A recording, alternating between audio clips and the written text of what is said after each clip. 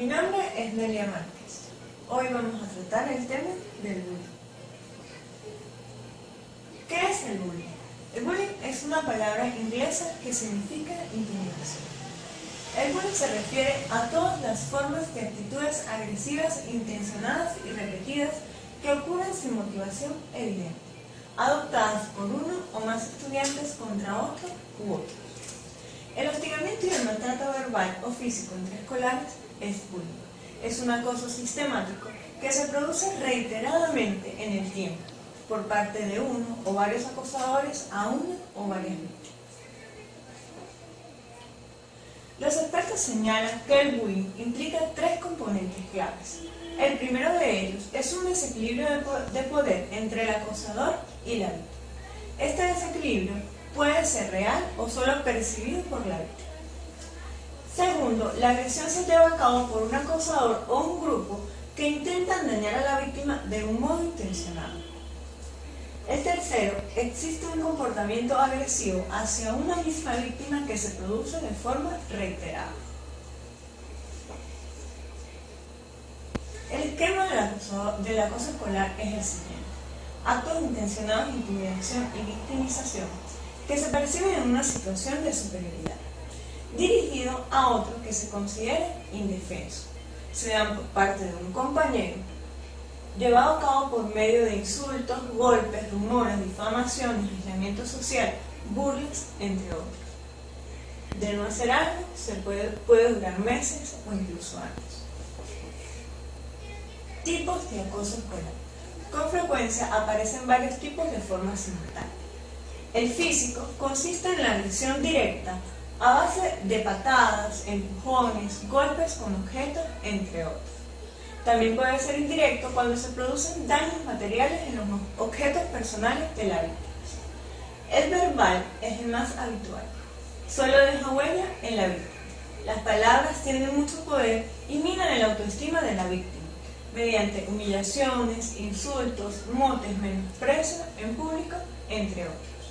El psicológico se realiza mediante amenazas para provocar miedo, para lograr algún objeto o dinero, o simplemente para obligar a la víctima a hacer cosas que no quiere ni desea hacer.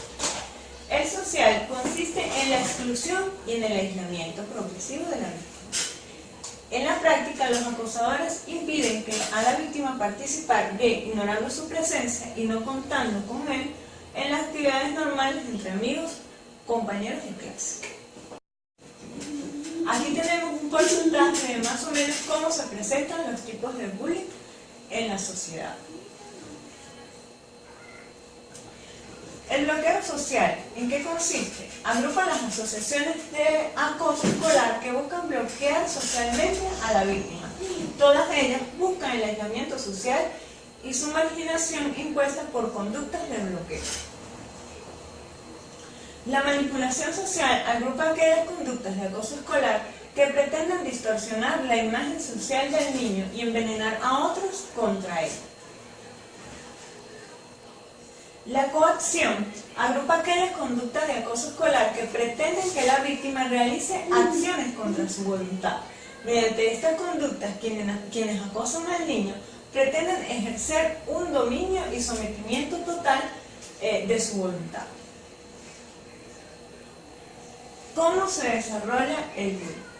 El acosador puede comenzar a fijar objetivos potenciales de acoso, mientras que los componentes del grupo se van posicionando frente a posibles ataques.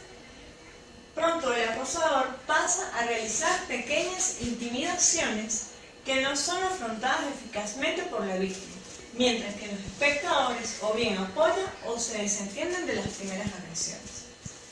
Tercero, comienza la agresión física, con la víctima sufriendo determinadas consecuencias. La gravedad de las agresiones va aumentando paulatinamente con un sentimiento de desesperación y de derrumbamiento de la autoestima de la víctima, mientras los espectadores se sumen definitivamente en la impotencia y el individualismo. Causas del acoso escolar.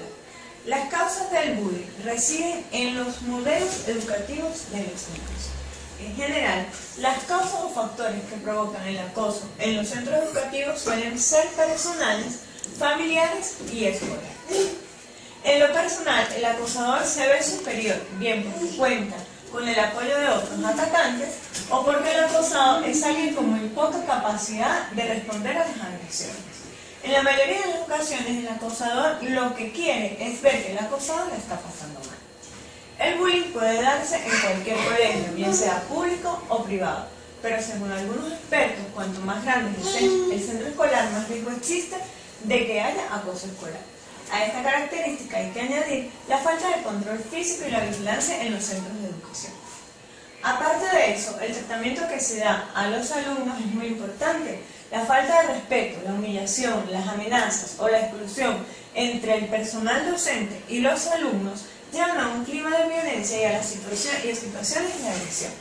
El colegio no debe limitarse solo a enseñar. Es importante que el colegio actúe como generador de comportamientos sociales. Consecuencias del acoso escolar para la vida. Las consecuencias del acoso escolar son muchas y profundas. Para la víctima, el acoso escolar, las consecuencias se notan con una evidente baja autoestima, actitudes pasivas, trastornos emocionales, problemas psicosomáticos, depresión, ansiedad o pensamientos suicidas. También se suma a esta lista la pérdida de interés en los estudios, lo que puede desencadenar una situación de fracaso escolar, así como la aparición de trastornos fóbicos de difícil resolución. ¿Cómo detectar una víctima de acoso escolar? Las víctimas de acoso escolar suelen caracterizarse por presentar un constante aspecto contrariado, triste, deprimido o afligido, por faltar frecuentemente y tener miedo a las clases o por tener bajo rendimiento escolar. En el apartado físico, estas víctimas suelen somatizar los problemas en su cuerpo, presentando dificultad para conciliar el sueño, dolores en el estómago, en el pecho, dolores de cabeza, náuseas y vómitos, así como llanto constante. En cuanto a los efectos del acoso escolar en el agresor, tenemos que algunos estudios indican que los ejecutores pueden encontrarse en la antesala de conductas delictivas. También el resto de espectadores, la masa silenciosa de compañeros que de un modo u otro se sienten amedrentados por la violencia de la que son testigos, se sienten afectados, pudiendo provocar cierta sensación de que ningún esfuerzo vale la pena en la construcción de relaciones positivas. Para el agresor, el bullying le dificulta la convivencia con los demás niños y le hace actuar de forma autoritaria y violenta, llegando en muchos casos a convertirse en un delincuente o criminal. ¿Cómo se previene el bullying? Se estima que la intervención simultánea sobre factores individuales, familiares y socioculturales es la única vía posible de prevención del acoso escolar. La prevención se puede realizar en distintos niveles. Una prevención primaria sería responsabilidad de los padres, apuesta por una educación democrática y no autoritaria, de la sociedad en conjunto y los medios de comunicación, en forma de autorregulación respecto a determinados contenidos. Una prevención secundaria sería las medidas concretas sobre la población en riesgo, esto es, los adolescentes. Fundamentalmente, promover un cambio de mentalidad respecto a la necesidad de denuncia de los casos de acoso escolar, aunque no sean víctimas de ellos. Y sobre la población directamente vinculada a esta, el profesorado, en forma de formación en habilidades adecuadas para la prevención y resolución de conflictos escolares. Por último, una prevención terciaria serían las medidas de ayuda a los protagonistas de los casos de acoso escolar.